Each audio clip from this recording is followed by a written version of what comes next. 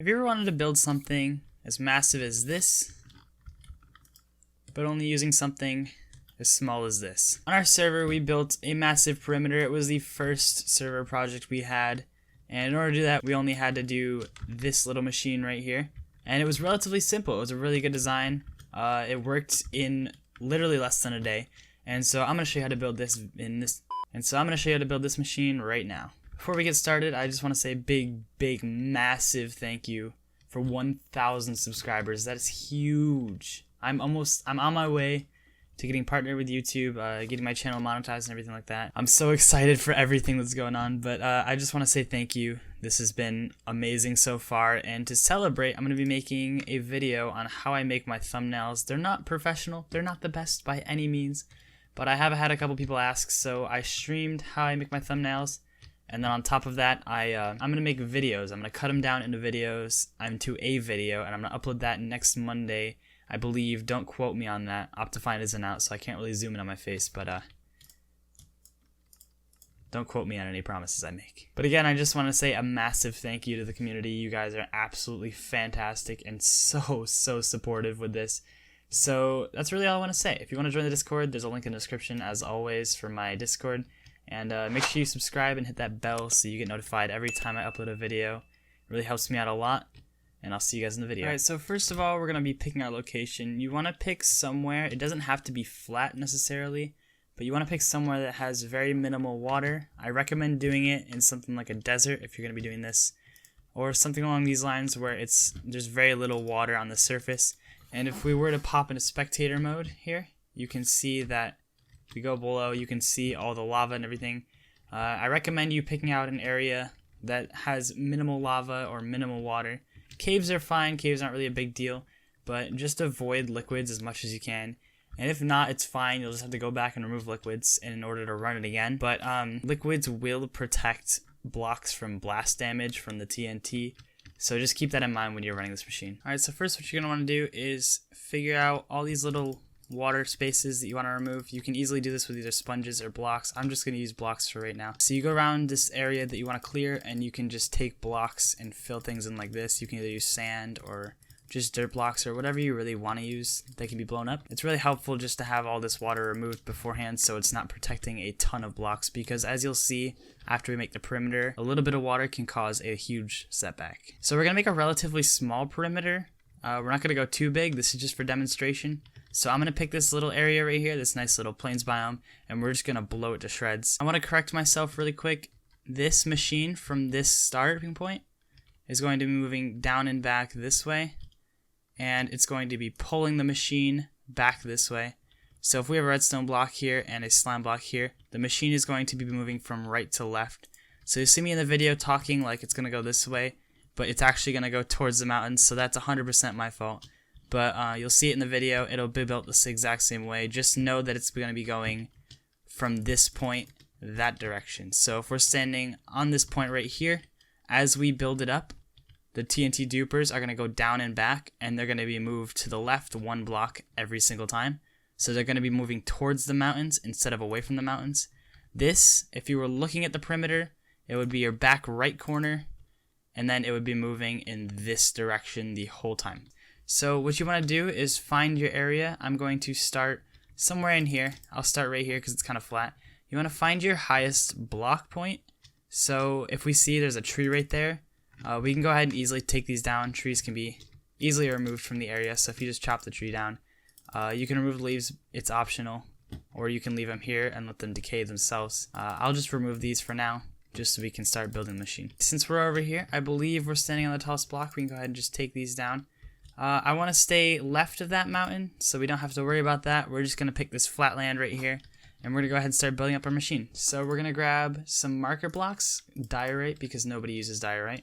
We're going to go up 10 blocks from this. As you can see, if we hit F3, we are looking at block 71. Targeted block is on the right. We're looking at Y level 71. That's the number in the middle.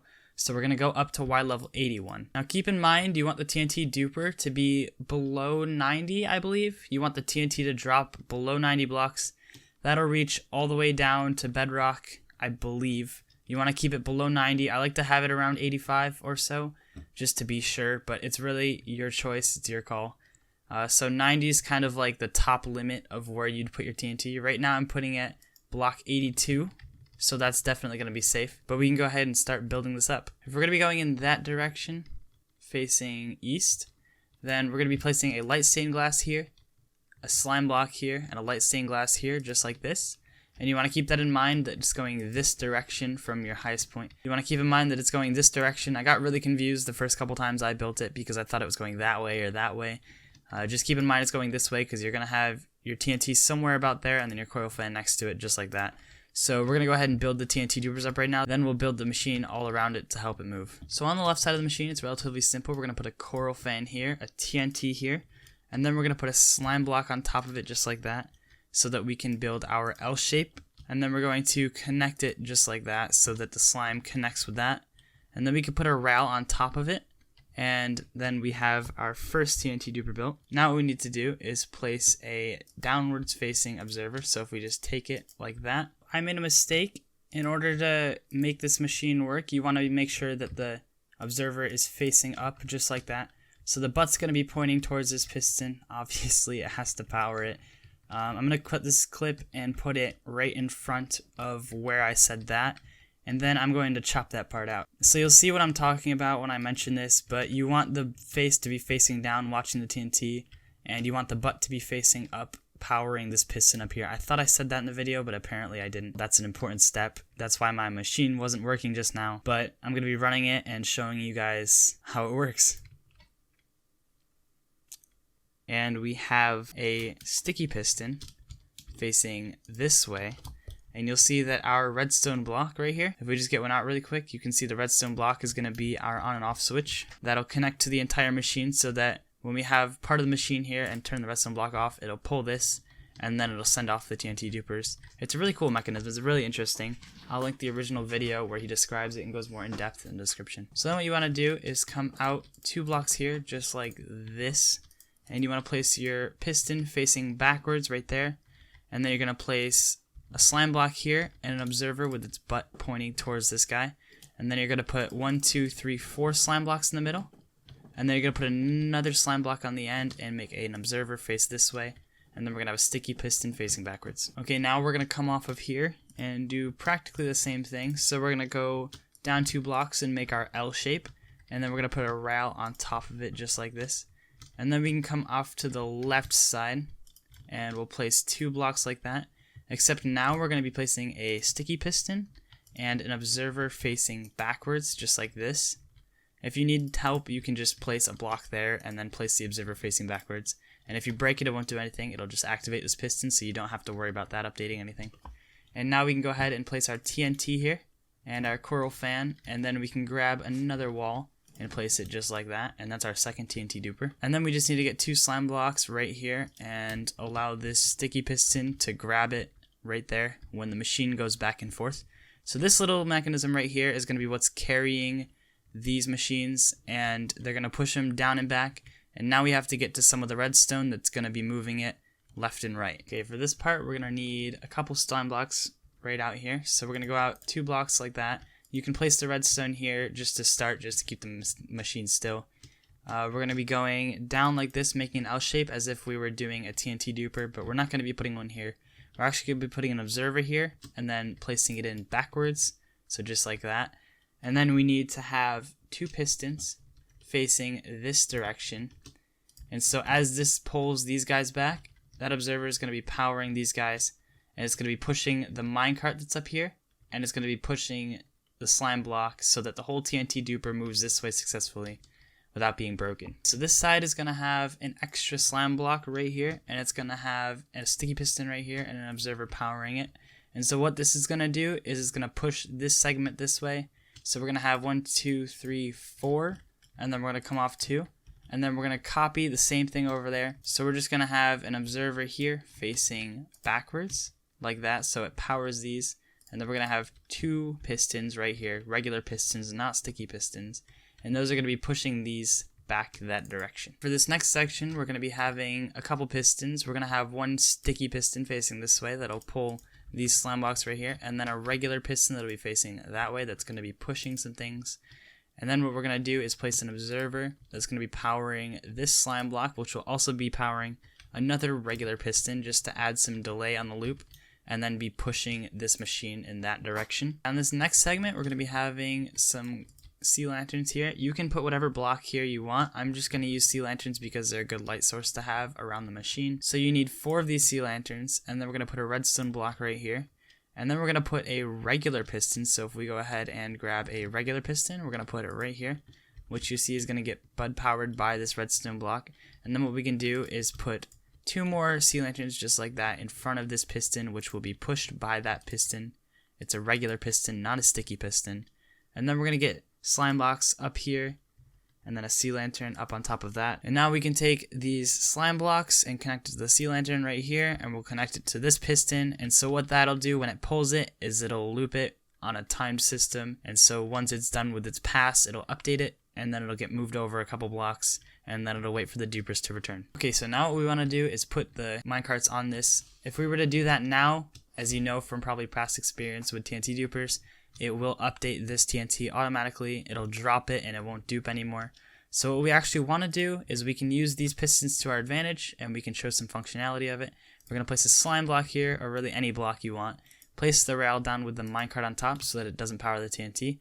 And then what we can do is power this piston and unpower it, and it'll put that there. And we can break this block safely without updating that TNT. So now that TNT duper will work. We just can no longer update the TNT, otherwise it'll blow itself up and it'll drop the TNT. We can come over here and do the exact same thing. So if we were to put a rail here facing that way, and then we put the minecart on top of it, and then we power the piston and unpower it so that it goes back to normal. We remove this block, then we have 2 functioning TNT dupers attached to the machine. So now for this section, we're going to be building the return stations. They're very simple. They're very, very simple. They only use a few blocks and some butted pistons. So you can go ahead and remove your scaffolding now, since you have the machine all built up. And then what you're going to want to do is hit F3 and find targeted block. And so you can see going from here to here, we have on the right side, it's our Z coordinates changing. So we have 36 over here, 37 over here. So we're going to keep an eye on the observers. So we're going to get Z equals 36 on this side, and then Z equals 41 on this side. And it's going from 41 to 46 in that direction. So it's going to be going to our right if we stand back and look at it. So we're going to go ahead and find our area over there that matches the same coordinates. So we're going to keep our eye on the Y coordinate and the Z coordinate. So the observers are at Y85 and 41, and then Y85 and 36. So this return station is actually relatively simple. If we look at the coordinates of these blocks, I have it marked out. You can see it's lined up with those observers, so we can see which direction we're going. We're heading towards the right section here, and we have these lined up. So if we look, we have 85 and 41, and then 85 and 36. So what we're going to do is go ahead and take our slime blocks, attach them to these blocks right here. If you count over and line one up, you can actually just count those 4 slime blocks out in between, and that's how you can measure it, or you can just use both coordinates to be extra sure. But you're going to take your sticky piston and put it facing back towards this slime block right here. And then you're going to take a piston and put it back towards the sticky piston right here. And then you can take a light source, put it on top of this sticky piston, and then put your redstone block up here to power it. And then that's butted, so every time this piston right here gets updated, it'll allow it to activate. And then it'll pull this piston forward, and then this piston will get updated by the block and push this machine forward 1 block. So it'll carry those observers and push them over 1 block. And then they'll be relined up with the return station on that side. So it's a whole cycle, and we can do the same over here. So if we just take a sticky piston and put it facing this direction, and then we take a piston and we put it facing this direction, we put a light source on top of the piston and a block of redstone on the slime block right there. Then we can make 2 return stations that are lit up so that no mobs spawn over on this end either. If you're going to be AFKing in the minecarts, you don't want mobs spawning on this side or on that side, otherwise a creeper might come and blow you up. So once we have those built up, we can take a look at the machine and make sure that it's all lit up so that no mobs will spawn here. The reason we want it lit up is because we'll be AFKing inside of one of these minecarts. We can either do this one or the one on the other side. But I recommend staying in this one because the starting block is up here. So if you've tested it and taken it back up and done whatever you plan on doing with this, then you can go ahead and break this block and just make sure these chunks are always loaded. And as you can see, the TNT is falling behind me, And now that this is a relatively small perimeter, I'm going to be sitting right in the middle and just flying and watching it. But as you can see, as it goes back and forth, it's going to be duping and blowing up this area extremely fast. You can see all the TNT that's coming out. It's kind of dangerous, as you can see the TNT is getting tossed everywhere. That's why we recommend having it at least 10 blocks below the TNT dupers themselves. But as you can see, once it gets going, it doesn't have an issue with tearing down blocks really fast. So as you can see over here, we have some water leaking in. You want to go ahead and take maybe some sponges as the machine's going. And you can go ahead and clear some of the liquids out as the machine's going. And then you won't have to worry about these huge chunks. But as you can see, that single water edge right there that leaked over protected this entire area, which means if we left that water leaking and this machine running, it wouldn't have cleared any of these blocks, and you'd have to remove the water and run back over it again. With this machine, it does move over a block at a time, so there will be some light slope. You won't notice it much, but there will be kind of a slope going down to bedrock, so just keep that in mind as well. But we're going to see as this machine runs back and forth, it's going to work pretty well and effectively. We started up here at about Y70, and after 2 or 3 passes, it's going to be all the way down around Y40 already. So we're going to go ahead and start removing some of these lava water sources and see what we're left with afterwards.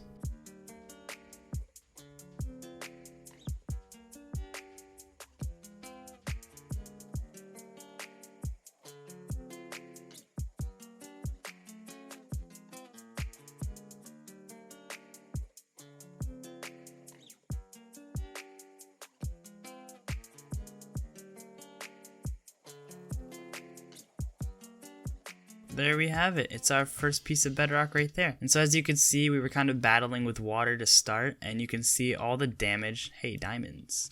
You can see all the damage it kind of left behind. It didn't let us remove some of this blockage because both it's sloped and it had the water flowing over it, so it wasn't able to do as much damage. You'll see some TNT gets launched over here occasionally, but it still kind of leaves this huge wall right here. Whether it was going to get blown out or not, it's still there. And as you can see, there's a bunch of liquid down here too, some lava off in the corners.